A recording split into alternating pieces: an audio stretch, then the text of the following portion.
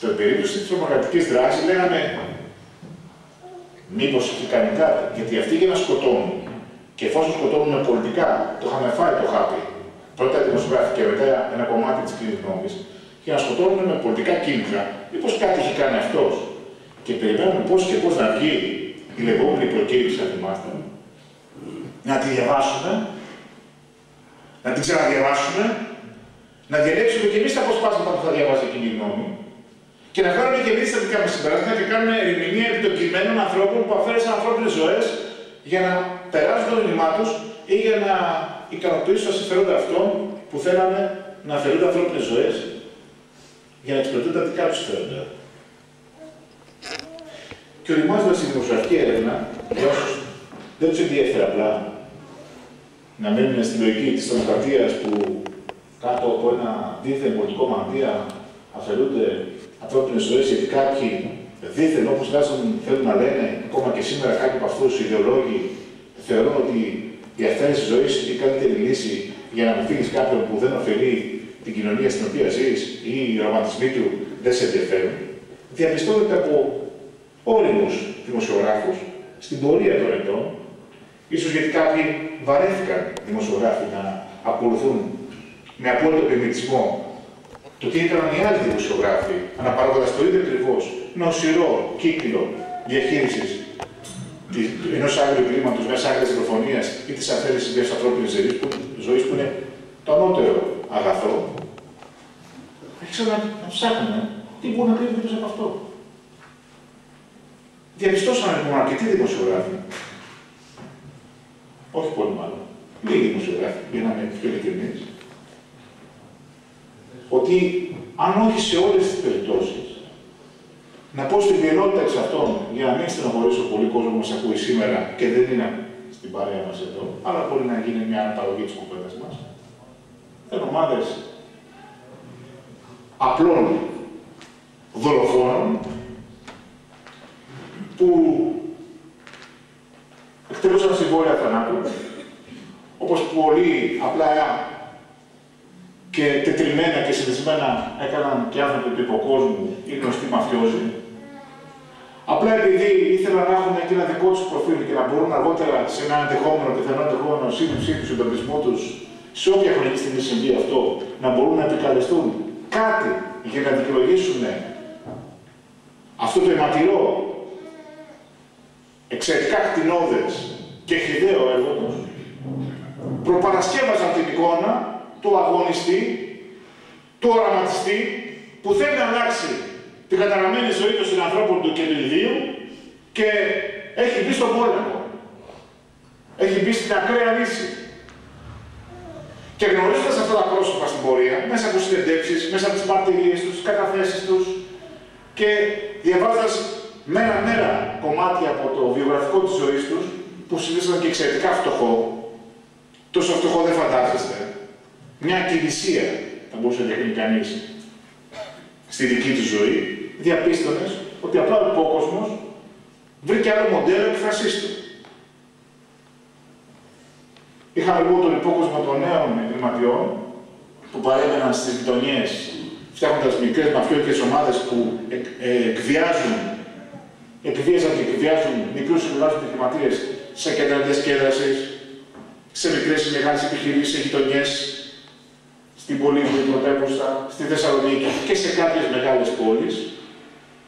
Ήταν η νέα φωνιά που ερχόταν και οι καλά εκπαιδευμένοι, οι πιο όριμοι εξ αυτών, πήγαιναν σε άλλο επίπεδο, να αναβαθμίσει το έγκλημα και προκειμένου αυτό το έγκλημα να έχει πιο χοντρό χρήμα, να έχει χοντρά πακέτα. Δεν μας ακούσε μια ληστεία, δεν μας ακούσε το να χτυπήσουμε το μαγαζί του γείτονα ή να μπούμε σε μια λογική του να εκβιάσουμε κάποιον για να πάρουμε τα ψίχουλα της ημέρας του μήνα.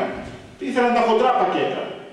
Και τα χοντρά πακέτα έρχονται όταν στοχοποίησε ως υποψήφιο θύμα και πληρώνεις για να μην γίνεις ποτέ θύμα, ή όταν αφού καταστεί κάποιος γνωστός τοπικός παράγων, τυχηματικός, οικονομικός ή πολιτικός παράγων θύμα άγριας δολοφονίας, να πάρουν το μήνυμα και οι υπόλοιποι, προκειμένου όταν κάποιος τους χτυπήσει άμεσα ή έμεσα την πόρτα να τους προειδοποιήσει ότι κινδυνεύεις, να μπορεί να είναι ένα επιθύμιο ένας πυθύνιος οικονομικός αιμοδότης για ένα σύστημα άγριο μαφιόζων που πια δεν λέγονταν υπόκοσμος, λέγονταν τρομοκρατική ομάδα. Με απόλυτο έλεγχο σε παρέες νεαρών που τους στρατολογούσαν στις καφετέριες,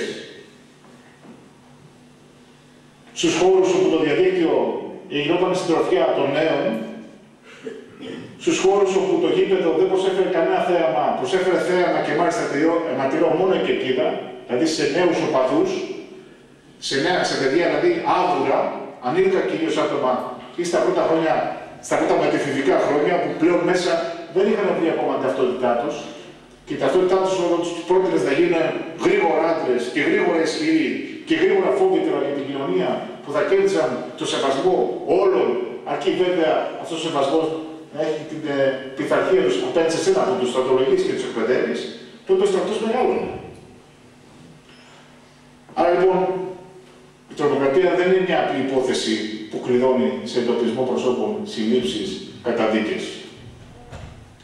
Η τρομοκρατία είναι ένα σφυρό πεδίο, είναι φανταστείτε ένα χωράφι το οποίο έχει ένα τεράστιο αριθμό σπερμάτων ακαλλιέργητων, το οποίο σπέρνεται διαρκώς με τη αδιαφορία αυτό που θα έπρεπε να ενδιαφέρεται για την ποιότητα του ίδιου μας του λαού. Και οι δύο αυτοί οι βασικοί παράγοντες είναι η πολιτική, που παντελώς αδιαφορούν, γυρίζουν την πλάτη σε κάθε μορφή παιδείας, αδιαφορούν για την ουσία της εκπαιδεύσεως και φυσικά τα μέσα μαζικής ενημέρωσης και επικοινωνίας, που αντί να υπηρετήσουν με προσήλωση και αν χρειαστεί και αυτοθυσία τον ιερό τους χαρακτήρα, υποστηρίζοντας δηλαδή το αγαθό της ενημέρωσης και της πληροφόρησης, με ίσους όρους, με τόλμη, με ανθεκτικότητα στις πιέσεις και την πειθαρχία, ακολούθησαν τη συνταγή που ακολουθούσαν οι προηγούμενοι εξ αυτών, οι φίλοι τους οι πολιτικοί και ίσως κάποια κομμένες μιας κοινωνίας που αδιαφορεί για το τι συμβαίνει γύρω της και της ενδιαφέρει το απλά να τελειώσει η μέρα και δυνατόν το ταμείο το δικό μας να είναι γεμάτο, η τσέπη δική μας και να πάμε ήσυχοι έτοιμοι.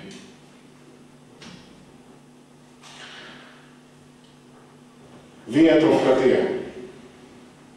Άρα έχουμε να κάνουμε, τους ξέρουμε ποιοι είναι οι βίοι. Είναι οι κακοί. Και οι κακοί είναι στη φυλακή. Δεν είναι δυστυχώς όλοι οι κακοί στη φυλακή. Ποιος είναι στη φυλακή δεν είναι πάλι τα κακοί πλέον. Όταν ένας μεγάλος αριθμός εκκλείσει των συνανθρώπων μας είναι για οικονομικά εγκλήματα, τα λεγόμενα. Δηλαδή χρέη τα οποία ήρθαν κατά από την προσήλωση σε έναν τρόπο ζωής που δεν μας άξιζε ποτέ και πολύ γρήγορα τον υιοθετήσαμε χωρίς καν να σκεφτούμε αν μπορούμε να το εξέπτωσουμε. Όμως στη φυλακή βρίσκονται αυτές οι άνθρωποι μας. Δεν έχουν καμία σχέση με τη βία. Πόσοι όμως είναι βίοι εκείνοι έξω από τις φυλακές, αναρωτηθούν. Επίσης, ένα νέο κύμα νεοτρομοκρατίας υπάρχει. Το συναντάτε σε γειτονιές της Αθήνας, το συναντάτε ως περιστατικά ανθρώπων που μπαίνουν, σηκώνουν όπλα ψηλά, προχωράνε στον δρόμο της Αθήνας, συμμετέχουν στις διαδηλώσεις με τα όπλα ψηλά, και αν τολμήσετε να τους πεις τρομοκράτες, θα παρεξηγηθούν και θα τις στοχοποιήσουν. Θεωρούν δηλαδή ότι είναι κεκτημένο δικό τους ή η φυσιολογική αντίδραση, οι ίδιοι να φέρουν όπλα, να τα παρουσιάζουν και να προκαλούν τον φόβο και τον τρόμο γύρω τους, προκειμένου έτσι να κερδίσουν ζωτικό χώρο επικοινωνίας ή εκδήλωσης. Αλλά και αυτή δεν πάει και η αστυνομία να τους εντοπίσει και να τους συλλάβει. Οι πολιτικοί τους έρχονται υπό μία έννοια. Δεν τους αγγίζουν δηλαδή.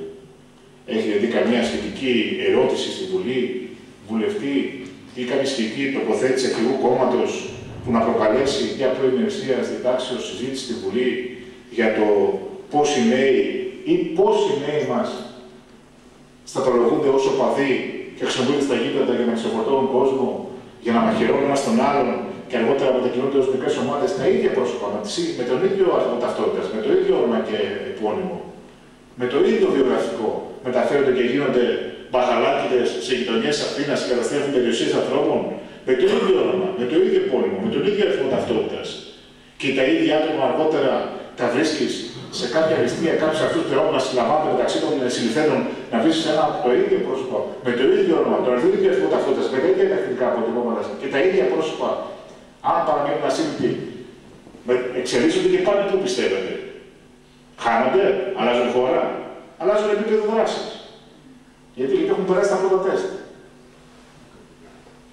Θεωρείτε δηλαδή η νεοτρομοκρατία στη χώρα μας δεν έχει 5 δράστες, δεν έχει 15, δεν έχει 20.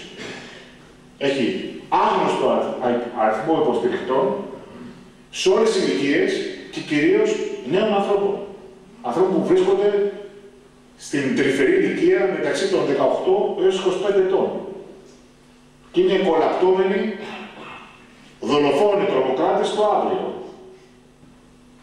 Αυτό συγκίνησε ποτέ κανέναν μας? Είδατε ποτέ καμία δημοσιογραφική έρευνα να γίνεται? Και κάτι άλλο να ρωτήσω. Αν γίνει μια δημοσιογραφική έρευνα, θα δημοσιευτεί, πιστεύετε? Θα δημοσιευτεί μια έρευνα δημοσιογραφική που βρίσκει ένα άτομο ηλικίας 20, 22, 25 ετών σε στέκια νοσηρά, δεν λέω ύποπτα, είναι παροχημένη πια αντίληψη, νοσηρά και επικίνδυνα, υιοθετεί επικίνδυνες και νοσηρές απόψεις, τις υποστηρίζει, οπλοφορεί με κάθε όπλο, με κάθε τι που μπορεί να γίνει όπλο. Από ένα μαχαίρι μέχρι οτιδήποτε αντικείμενο που μπορεί να γίνει όπλο. Και αυτό είναι η προσωπικότητά του. Και τη χάνει την ίδια στιγμή να είναι γιος πολιτικού, να είναι γιος αξιωματικού, να είναι γιος δημοσιογράφου, να είναι γιος τοπικού άρχοντα.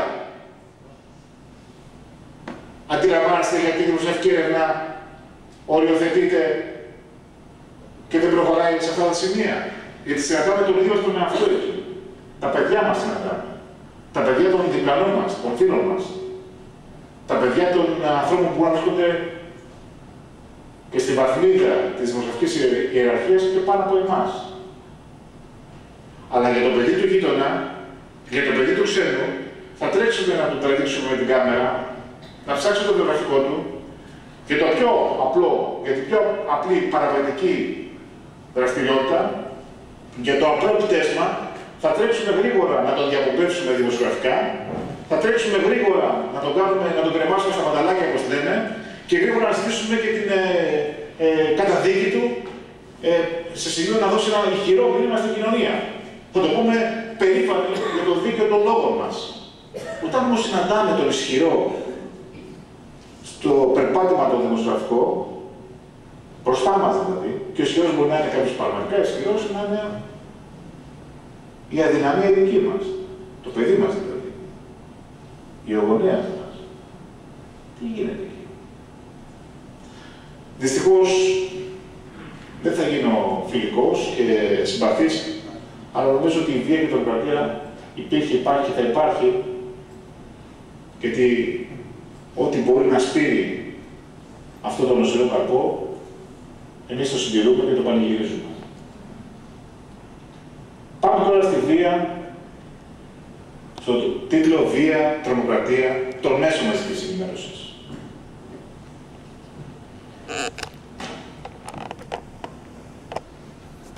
Θα φτάσουμε σε ένα σημείο, όλοι μας, και δημοσιογράφοι, και εμείς πολίτες είμαστε, και είμαστε θύματα των δημοσιογράφων. Είμαστε και ήδη θύτες και θύματα της ίδιας μας συμπεριφοράς. Πολλές φορές να μας ενοχλεί πολύ λιγότερο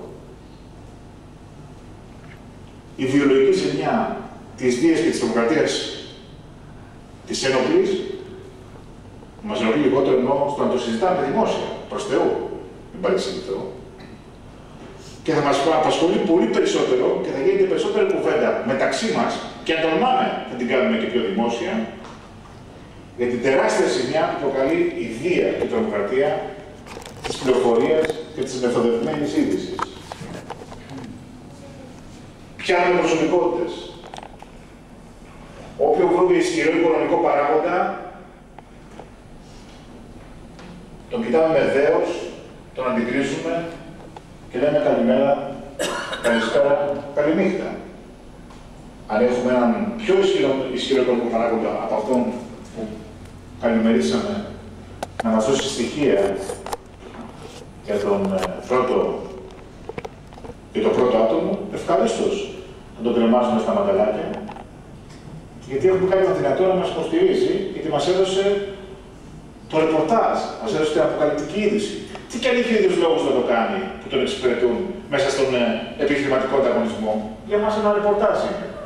Και μάλιστα, αν πληρώνεται καλά αυτό το ρεπορτάζ και μας πληρώνουν και τους δικηγόρους ή αισθανόμαστε δυνατοί γιατί κάτι μας χτυπάει στον νόμο και σου λέει είσαι πολύ καλός δημοσιογράφος που προχώρα, λίγο θα κάτσουμε να ψάξουμε αν τα στοιχεία μας είναι ακριβή. Γιατί να χάσουμε τη δυνατότητα να φανούμε τρομεροί και δυναμικοί δημοσιογράφοι, έχοντας μια τεράστια έρευνα που χτυπάει έναν μεγάλο επιχειρηματία, όταν άλλοι διστάζουν να το κάνουν αυτό. Τι και αν τα στοιχεία είναι συγκεκριμένα, δεν έχουν φτάσει ακόμα στη δικαιοσύνη ή τα διερευνά ακόμα η δικαιοσύνη και εμείς έχουμε ήδη κάνει το δικαστήριο, έχουμε βγάλει την ποινή, έχουμε δώσει καταδίκη και έχουμε ορίσει και ποινή. Έτσι. Δεν πειράζει. Αν έχουμε κάποιον να μας υποστηρίζει γι' αυτό, πιθανόν και να το κάνουμε. Υπάρχουν δημοσιογράφοι που λειτουργούν έτσι. Ποιοι φαντάζομαι ότι αν δεν ενθουσιάζεται εύκολα από τα κίτρινα φύλλα και τους πομπόδεις τίτλους που εύκολα κρεμά στα μανταλάκια προσωπικότητες αυτού του τόπου, θα τους καταλάβετε και στην πορεία. Δεν μπορεί να συγκριθεί η βία που μπορεί να προκληθεί μέσα από τη μορφή επικοινωνίας της υπερέκθεσης ενός προσώπου.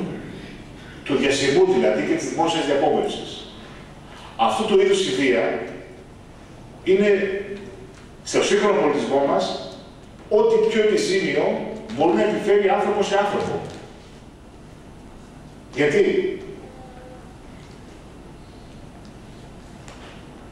Δεν μπορώ να σκεφτώ την εμπειρία του να βιώσεις κάτι ως θύμα άλλης εγκληματικότητας. Δηλαδή να δεχθείς τα αποτέλεσματα ενός αιχμηρίου αντικειμένου πάνω σου ή να βληθείς από πειρά ενός εγκληματία.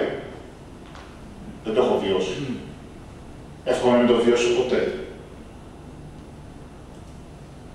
Αν δεν χάσεις τη ζωή σου, θα μπεις υπό ιατρική φροντίδα, θα πέσουν 5 άνθρωποι πάνω σου να σε σώσουν. Να σου χαρίσουν τη ζωή. Είσαι θύμα βίας, εγκληματικότητας, τρομοκρατίας. Όταν είσαι θύμα διαπούμπευσης, δεν υπάρχει κανένας γιατρός να σου θεραπεύσει καμία πληγή. Και οι πιο στενοί σου άνθρωποι, τα μέλη της οικογένειάς σου, οι γείτονές σου, ο αδερφός σου μέχρι χθες, ο αδερφός φίλος, ο αδερφός συνεργάτης στον χώρο εργασίας, ο αδερφός γείτονας, ο βιολογικός αδερφός. Εάν δεν σου γυρίσει την πλάτη, τουλάχιστον θα σε κοιτάξει καχύποπτα και θα προσπαθήσει να κρύψει από τα μάτια σου ότι τα μάτια του προδίδουν ότι αναρωτιέται αν αυτό που διάβασε ή άκουσε έχει σχέση με την αλήθεια.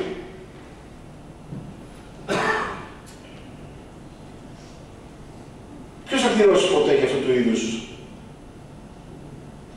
την ψηφιακή ηλεκτρονική μορφή άγριας εγκληματικότητας και απόπειρας δολοφονίας προσωπικότητων? Γιατί η προσωπικότητα έχει και ο γειτονάς μας όταν διασυρθεί. Προσωπικότητα έχει και ο ανώτερος πολιτιακός παράγοντας, και ο πολιτικός, και ο ιερέας, και ο ιεράρχης, και ο δημοσιογράφος, και ο νομικός, και ο ξυλουργός, και ο περιδεράς, και όλοι μας. Όλοι μας έχουμε μια προσωπικότητα. Όταν εγώ να αποφασίσω ότι βαριέμαι να εργαστώ για τα ρεπορτάζ, έχω μια πρώτη πληροφορία που λέει τα χειρότερα για την προσωπικότητα ενός ανθρώπου, που φέρεται να έχει διαπράξει τα χειρότερα, τα πιο νοσηρά, τα πλέον χυδαία. Και εγώ αντί να εξετάσω την πληροφορία αυτή και από 3 μεριές τουλάχιστον, για να την δω αξιόπιστη, προκαλέσω δηλαδή την πιστοποίηση της τελικής, του τελικού μηνύματος, βιαστώ γρήγορα,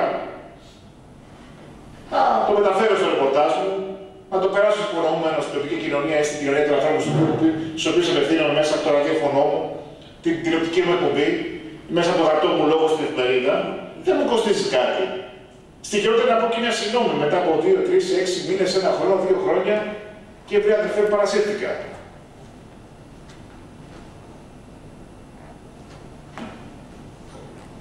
Είναι τέτοια η ποιότητα στην πλειονότητα της εκφοράς λόγω της ποιότητας της ίδιας της πληροφορίας στα μέσα μαζικής ενημέρωσης και στη χώρα μας, όπου ο ψηφιακός ηλεκτρικός δολοφόνος έμενε και θα παραμένει ασύλληπτος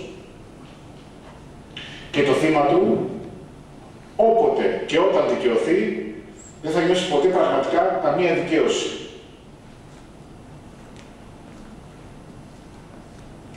Φανταστείτε, αγαπητοί φίλοι, κυρίες μου, κύριοι, ελάτε λίγο στη θέση ο καθένας ως μονάδα.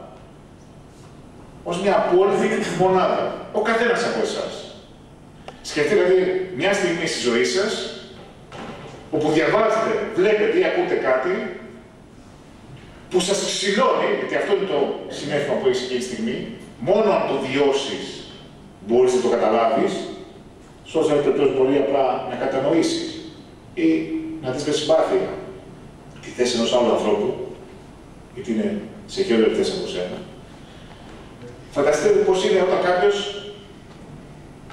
σας ξεριζώνει χωρίς αναισθητικό την ψυχή σας, την καρδιά σας.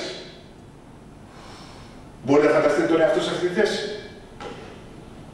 Αν μπορούσα να σας αναφέρω και από βιωματική εμπειρία τι είναι να βιώσεις διαπόπεση, σπήλωση και διασυρμό,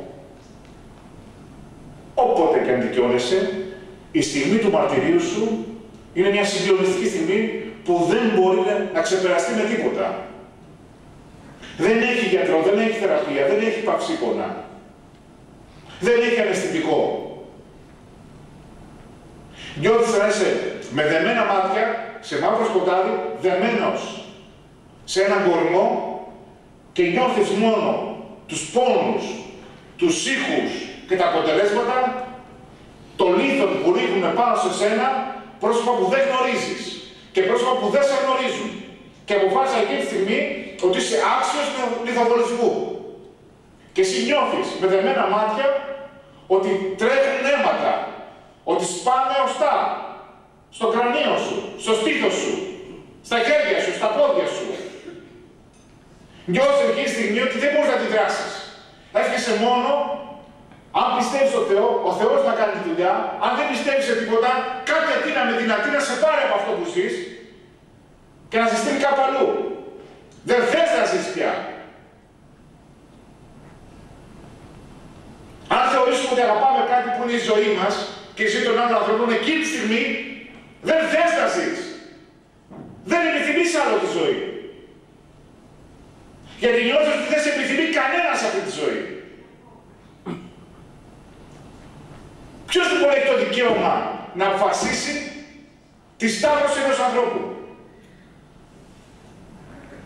Ποιος έχει το δικαίωμα να σου κάνει το δικαστήριο, να σε ανεβάσει Γολγοθά, να σου βάλει το σταυρό στον νόμο, να σε μαστιγώνει, να σου δώσει το ξύδι και τη χολή, να σε σταυρώσει και την ίσα τη στιγμή να σου καρφώσει και να μαγειρίσει την καρδιά.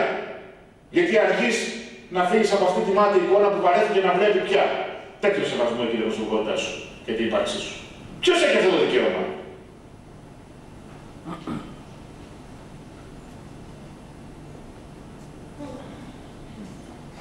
Καμία δικαίωση, καμία δικαστική απόφαση, καμία επανόρθωση, καμία διόρθωση κειμένου, κανένα ηχητικό, κανένα οπτικό-ακουστικό υλικό δεν μπορεί να διορθώσει αυτή τη ζημιά. Γιατί δεν μπορεί? Πρώτα απ' όλα το μαρτύριό σου είναι μοναδικό και αθεράπευτο και δεύτερον, για κάποιο λόγο που μόνο ο ιερείς, ο ιεράρχης και η πίστη μας μπορεί να εξηγήσει ή για να μην παρεξηγηθώ και άλλα δόγματα και άλλες θρησκείες, εάν μπορούν και επιχειρούν να εξηγήσουν, δεν αλλάζει ο άνθρωπος δίπλα μας. Αυτός που μας λιφοδόρησε θα μείνει στην πρώτη του εντύπωση. Απλά θα το βουλώσει εκείνη τη στιγμή. Απλά δεν θα ξαναπεί τίποτα. Αλλά επειδή δεν του κοστίζει τίποτα, μπορεί να συνεχίσει να διοχετεύει τη λαθασμένη και με δικαστική απόφαση και με κοινή διαπίστωση και με ανάδειξη της αλήθειας ψευδή πληροφορία στον επόμενο συνομιλητή του, κρυπτός βέβαια, γιατί δεν του κοστίζει τίποτα.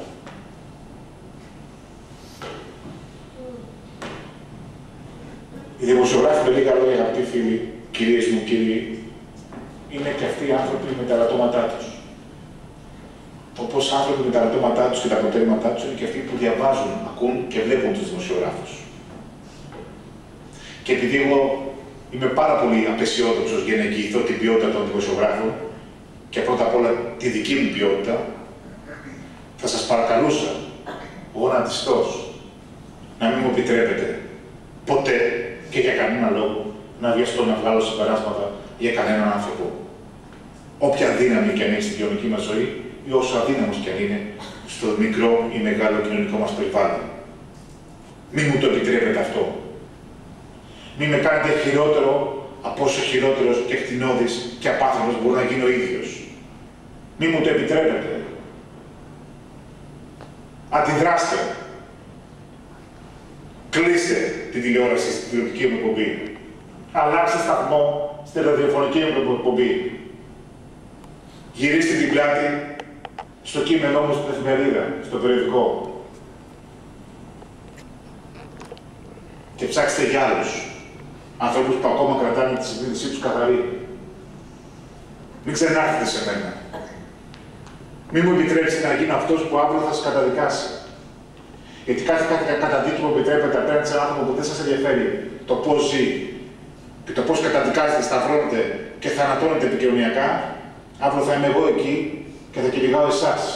Θα κυνηγάω τον αδερφό σας, τη σύζυγό σας, τον άντρα σας, το παιδί σας, τη μητέρα σας, τον πατέρα σας, τον συνεργάτη σας στη δουλειά. Και αν δεν πετύχω κανέναν από αυτούς, θα κυνηγάω τα παιδιά σας αργότερα. Και τα παιδιά μου, τα δημοσιογραφικά παιδιά μου, αυτοί που θα με μιμηθούν γιατί θα έχουν κάνει ένα μοντέλο πρότυπο, θα κυνηγούν τα δικά σας παιδιά.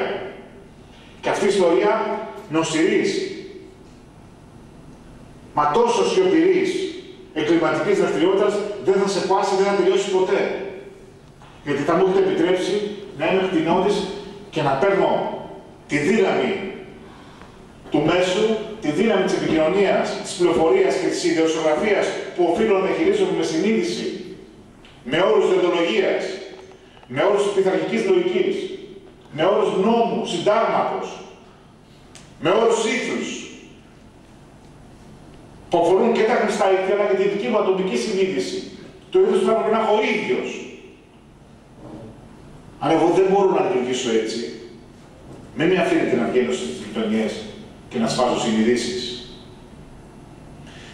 Οι πολίτες έχουν τόση δύναμη, όσοι δεν θέλουν να δημοσιογράφουν να πιστεύουν ή να διαπιστώσουν οι πολίτες ότι έχουν. Γιατί και οι δημοσιογράφοι πολίτες είναι.